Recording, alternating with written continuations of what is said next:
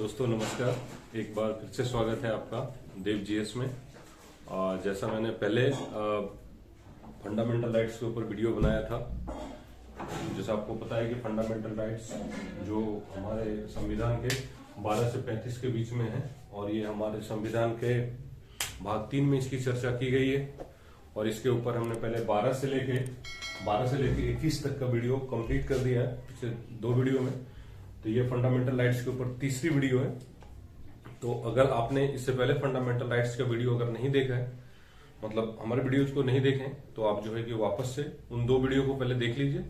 उसके बाद ये आपको ज्यादा समझने में सुविधा होगी। तो यहाँ हम आते हैं जो आर्टिकल 22, जैसा आप देख पा रहे हैं कि आर्टिकल 22 पे हम चर्चा करेंगे, गिरफ्तारी से संरक्षण।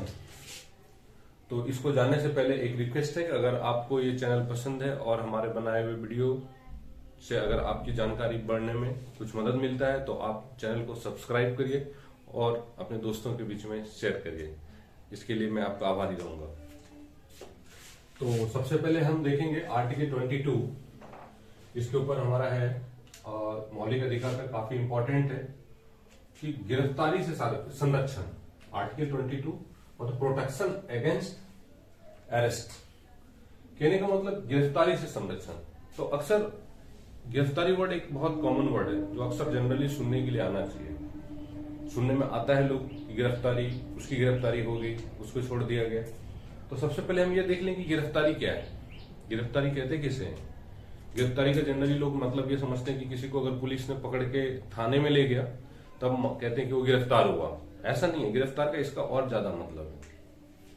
तो सबसे पहले हम देखते हैं कि गिरफ्तारी का मतलब ये हो गया कि अगर सोचिए, अगर मैं अभी अपने प्रेजेंट जगह से मैं मुंबई जाना चाह रहा हूं, लेकिन मुझे पुलिस ये बोलती है कि नहीं, आप वहां भी आप नहीं जा सकते। इसका मतलब क्या हो रहा है, मेरी स्वतंत्रता को छीना जा रहा है।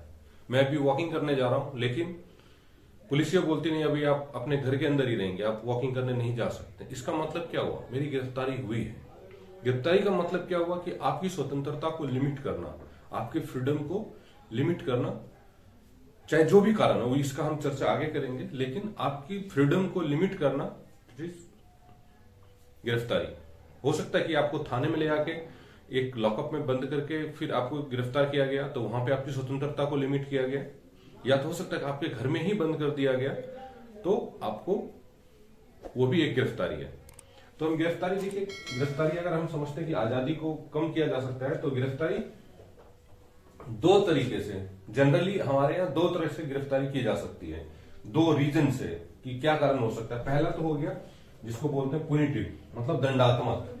अगर किसी आदमी ने कोई अपराध किया या नहीं किया, मैं पहले भी बता चुका हूं कि ये अपराध हुआ है या नहीं हुआ है, ये सब्जेक्ट न्यायालय का है।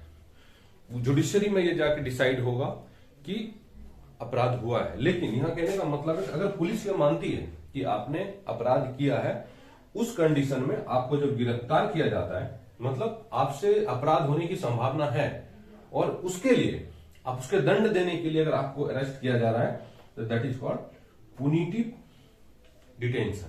दैट मीन्स दंडात्मक गिरफ्तारी, मतलब आपको दंड देने के लिए गिरफ्तार किया जा रहा है, आपके ऊपर लगाया गया आरोप कि आपने अपराध किया है, इसकी संभावना है, तो दंडात्मक।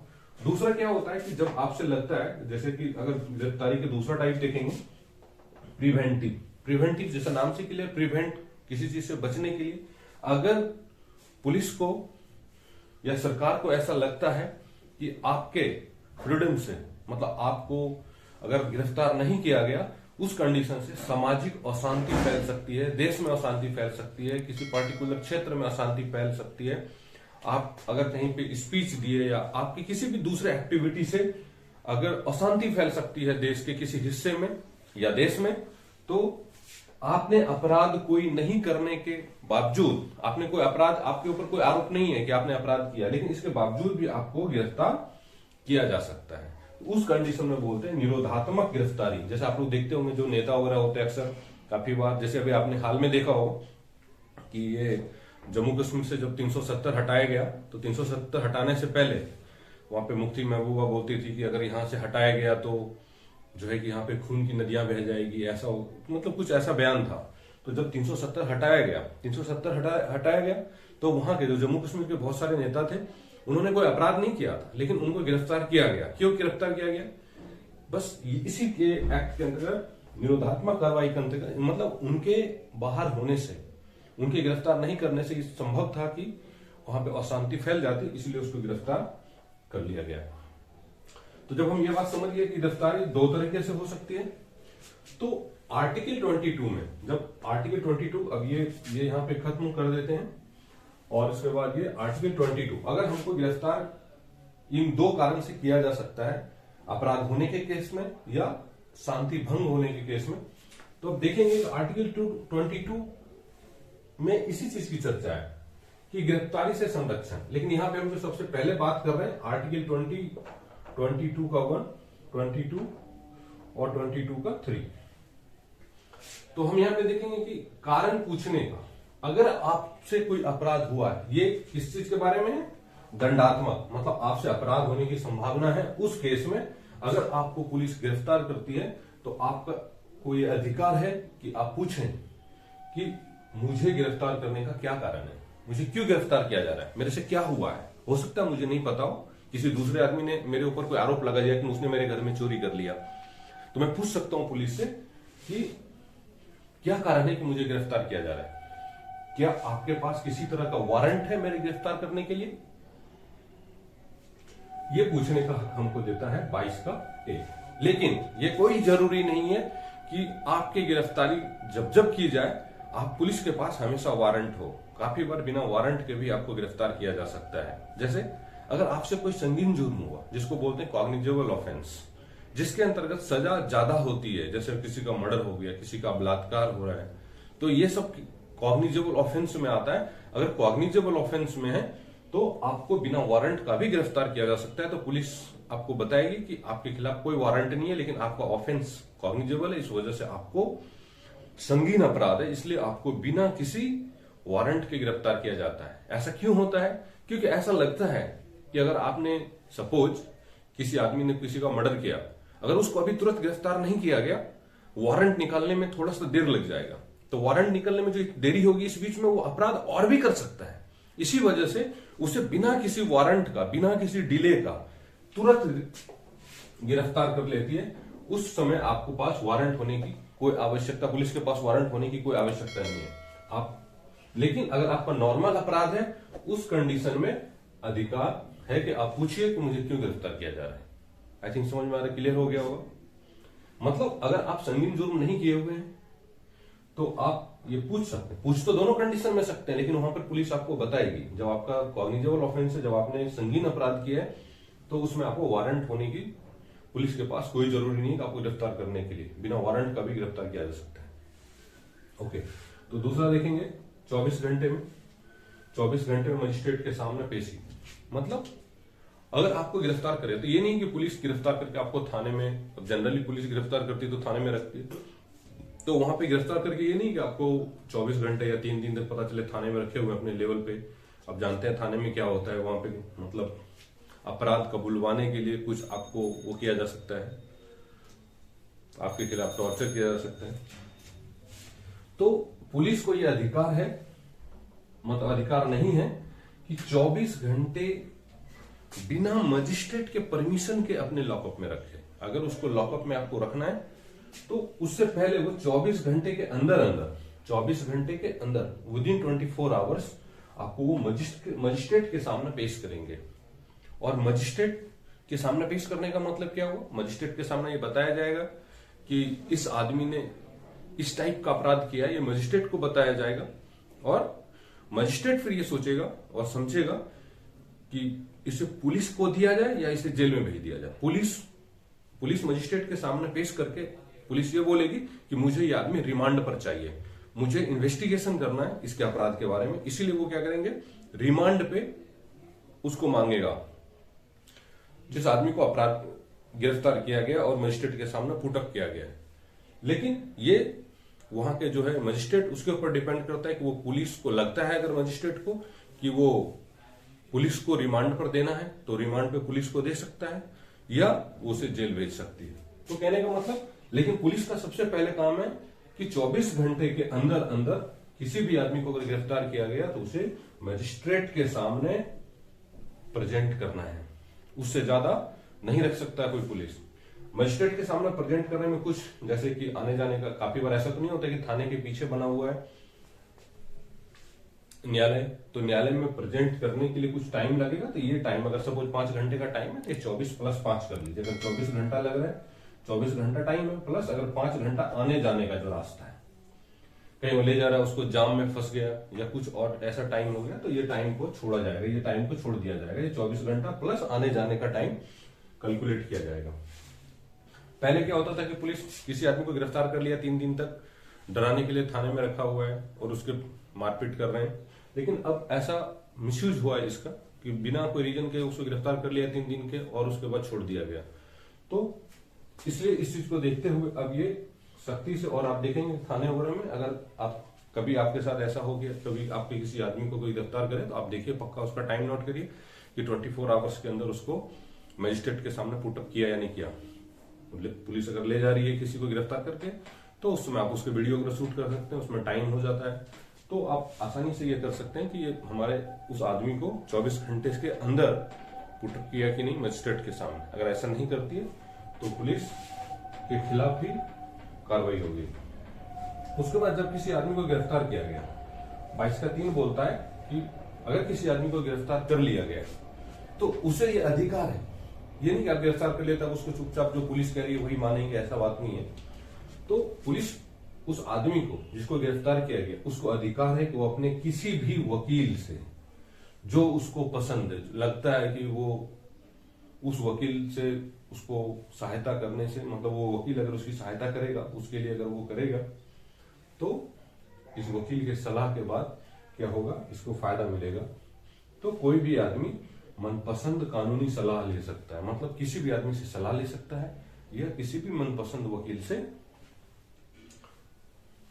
एडवाइस लेके और उससे लीगल एडवाइस ले सकता है। तो लेकिन अगर किसी आदमी के पास, बहुत सारा आदमी, अगर हर एक आदमी सोचेगा ना मैं तो महंगे से महंगे और अच्छे से अच्छे वकील से लूं, लेकिन आपको इसके लिए एक फी पे करनी पड़ेगी, क्योंकि आप मनपसंद वकील तो कोई मुफ्त का आएगा नहीं, उसके लिए आपको पैसा पे करना पड़ेगा।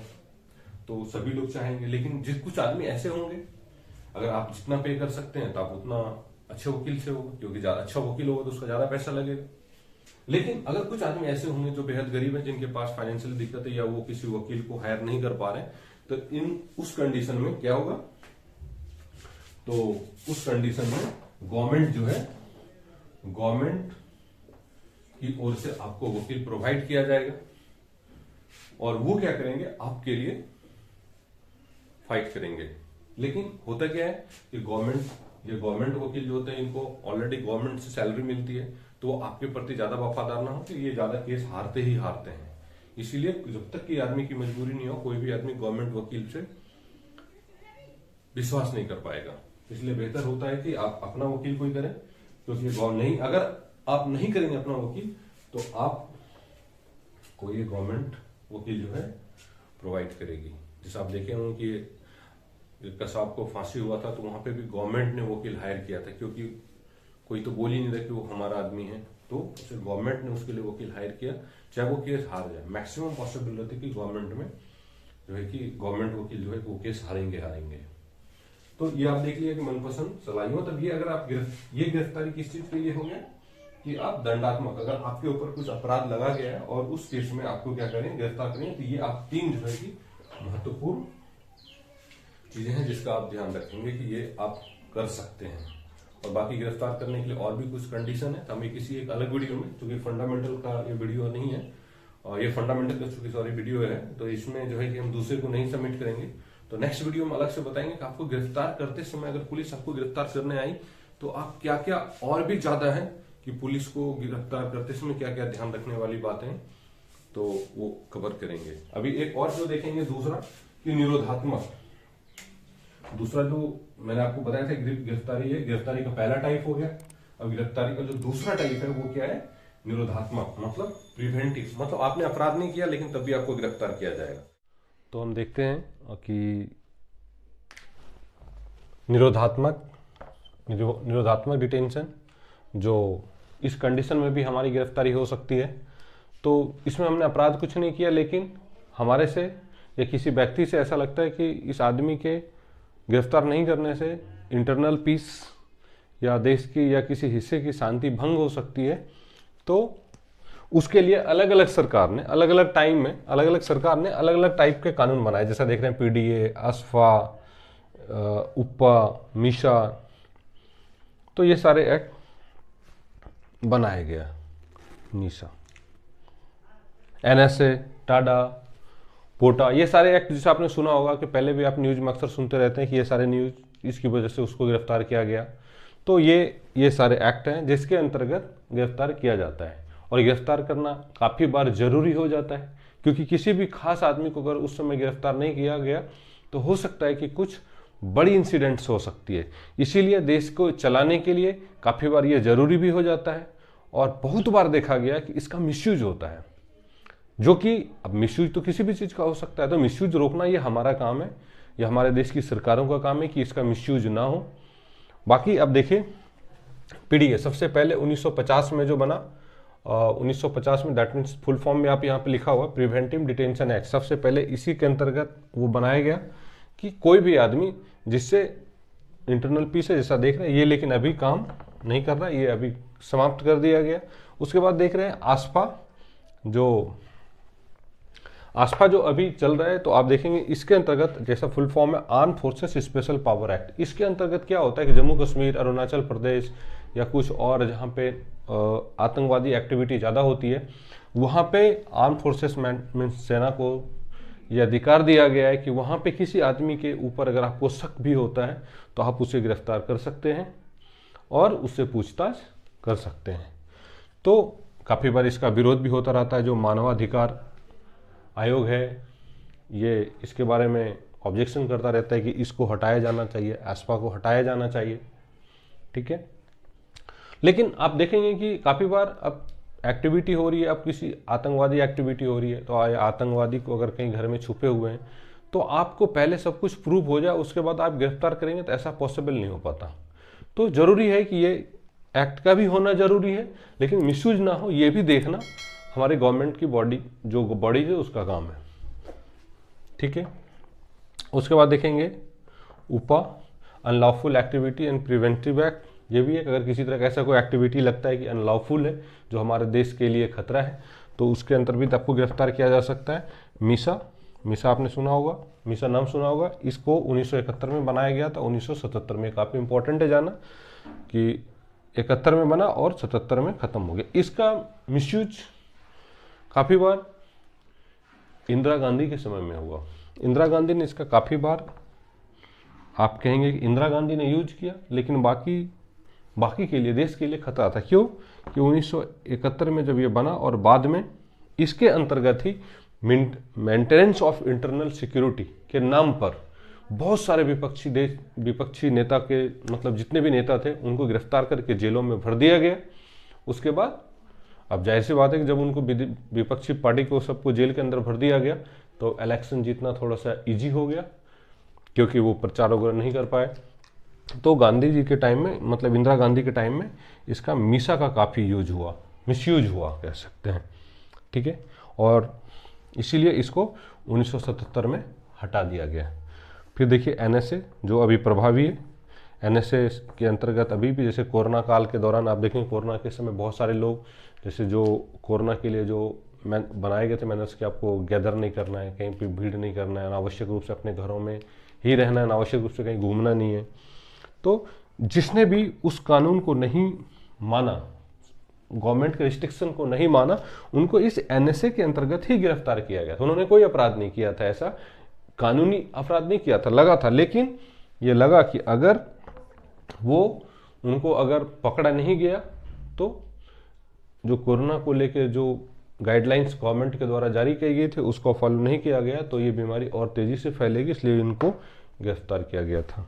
इसी तरह के और भी एक्ट्स हैं, जैसे आपने सुना भी होगा कि कहीं पे टाडा एक्ट सुना होगा, पोटा एक्ट सुना होगा। तो ये सारे एक्ट वही है, ऑलमोस्ट ये सभी एक ही जैसे हैं, लेकिन अलग अलग समय में अलग अलग टाइप के गवर्नमेंट ने इसके लिए बनाया, मतलब अलग अलग गवर्नमेंट ने इसको बनाया अपने अपने हिसाब से। तो इस अंतर्गत जो आपने देखा कि निरोधात्मक, अब इसमें तो आपको हम पहले भी बताया कि इसके अंतर्गत गिरफ्तार किया जा सकता है, इससे सिर्फ अपराध, आंतरिक शांति को जब खतरा हो तो। लेकिन इसमें आप देखेंगे कि आप बोलेंगे भाई कितने दिन तक गिरफ्तार कर सकते हो, भाई आंतरिक शांति कितने दिनों तक, आंतरिक शांति के नाम पे कितने दिनों तक गिरफ्तार कर सकते हैं। तो इसमें आपको इनिशियली 90 दिनों तक, कहने का मतलब 3 महीने तक आपको गिरफ्तार करके रखा जा सकता है, बिना किसी वारंट के, बिना किसी सबूत के आपको 90 दिन तक रखा जा सकता है। और सरकार की एक एडवाइजरी बोर्ड है, अगर वो उनके परामर्श से आपको इसको और आगे टाइम तक के लिए भी बढ़ाया जा सकता है, लेकिन एक बार में आपको 90 दिन के लिए गिरफ्तार किया जा सकता है या नज़रबंद किया जा सकता है। लेकिन इस बीच में ये नहीं कि 90 दिन में गिरफ्तार हो गया तो इनका वकील, जिनको किया गया, गिरफ्तार किया गया, उनका वकील क्या कर सकता है, कोर्ट में जाके अपील कर सकता है कि मेरे इस आदमी को जो है या मेरे इस क्लाइंट्स को जो है कि जरूरत नहीं है गिरफ्तार करने की और उनको बेवजह गिरफ्तार किया गया, इनसे कोई भी सिक्योरिटी को खतरा नहीं है, समझ रहे। तो ये बात यहाँ पे होता रहेगा। और इस तरीके से हम देख रहे हैं कि हमारा आर्टिकल 22 समाप्त हो गया यहाँ पे। तो आपने देखा कि गिरफ्तारी किन किन कंडीशन में हो सकती है, और अपराध किए और अपराध नहीं किए तब भी, लेकिन ये ज़रूरी भी है और इसका मिसयूज ना हो, ये सरकार की जिम्मेदारी है कि इसका मिसयूज ना हो। ठीक है दोस्तों, थैंक यू। ये वीडियो समाप्त होता है, और अगर आपको ये चैनल अच्छा लग रहा है तो सब्सक्राइब करिए और लोगों के बीच में शेयर करिए। धन्यवाद।